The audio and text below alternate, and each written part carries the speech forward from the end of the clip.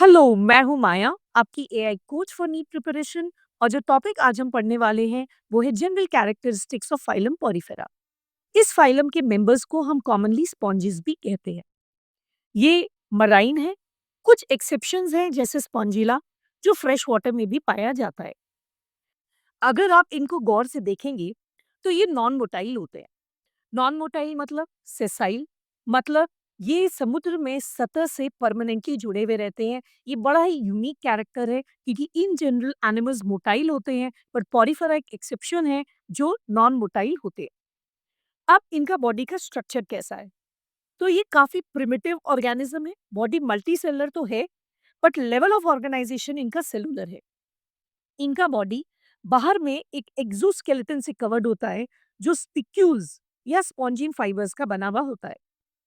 इनका body asymmetrical है। इसका मतलब अगर इनके बॉडी को बीच से काटा जाए किसी भी दिशा से, तो ये जो दो भाग बनेंगे काटने के बाद, ये कभी एक दूसरे से सिमिलर नहीं होंगे। स्पॉन्जेस की एक यूनिक बात है कि उनमें एक वाटर ट्रांसपोर्ट सिस्टम पाया जाता है, जिसे हम कनाल सिस्टम कहते हैं।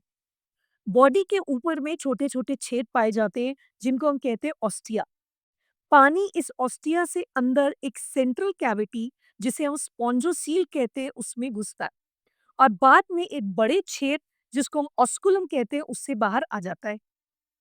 जब पानी इस रास्ते से गुजरता है, तो वो अपने साथ फूड एंड ऑक्सीजन लेकर आता है, और जब बाहर निकलता है, तो ये वेस्ट एंड CO2 को बाहर निकाल देता है।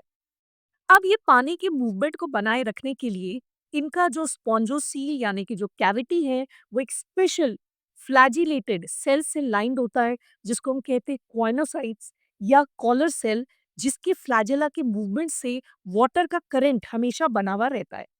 डाइजेशन इनका इंट्रासेलुलर है। दैट मीन्स इनमें कॉमन डाइजेस्टिव सिस्टम नहीं होता। हर एक सेल अपना खाना खुद लेते हैं और अपना अपना खाना खुद डाइजेस्ट करते हैं। रिप्रोडक्शन इनका बोथ एसेक्सुअल एंड सेक्सुअल होता है।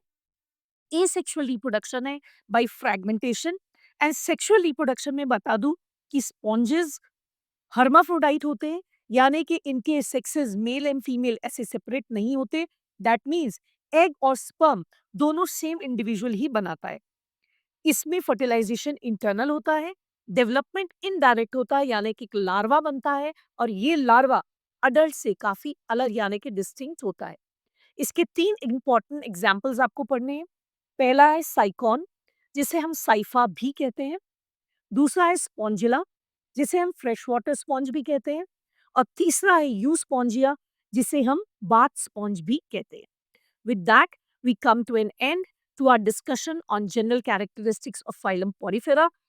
ऐसे और वीडियो देखने के लिए आप हमारे चैनल को लाइक करें, सब्सक्राइब करें। Thank you and keep watching.